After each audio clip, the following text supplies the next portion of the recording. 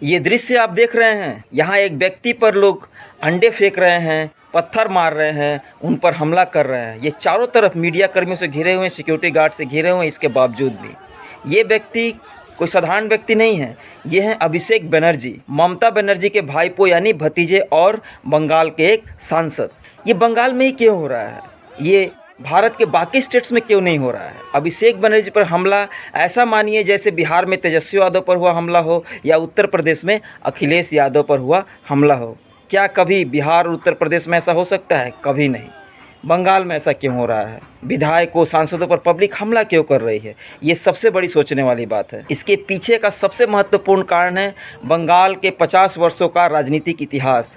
जिस तरह से वहाँ जनता का शोषण हुआ है पिछले 50 वर्षों से, जिस तरह से वहाँ सिंडिकेट्स चलाए जाते थे, टोलाबाजी होती थी, टैक्स वसूली होती थी। एक व्यक्ति यदि अपना ज़मीन भी बेचने जाए तो उससे लोकल गुंडे टैक्स वसूलते थे, विधायक धमकाते थे। जनता इतनी त्रस्त हो चुकी थी इतने सालों में, और आज जब उनको मौका मिला है तो किसी को नहीं बख्श रही हैं। जबकि लोकतंत्र के लिए ये कहीं से सही नहीं है। किसी भी जनप्रतिनिधि पर आप इस तरह से हमला नहीं कर सकते हैं। उम्मीद करते हैं कि भाजपा का नेतृत्व आया है, बंगाल के इस पॉलिटिकल कल्चर से बंगाल को बाहर निकाले, जनता के अंदर जो आक्रोश है उसे दूर करे।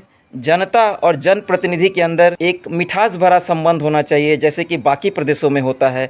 हार जीत तो लगी रहती है लोकतंत्र में, चुनाव में हार जीत लगी रहती है, मगर ऐसे बदला लेना कहीं से लोकतंत्र के लिए ठीक नहीं है। क्योंकि आने वाले दिनों में फिर आपकी कोई अगुवाई नहीं करेगा, कोई आपका प्रतिनिधित्व नहीं करेगा। अगर उन्हें ये डर सताएगा कि हम हार गए तो जनता हमारे साथ ऐसा करेगी।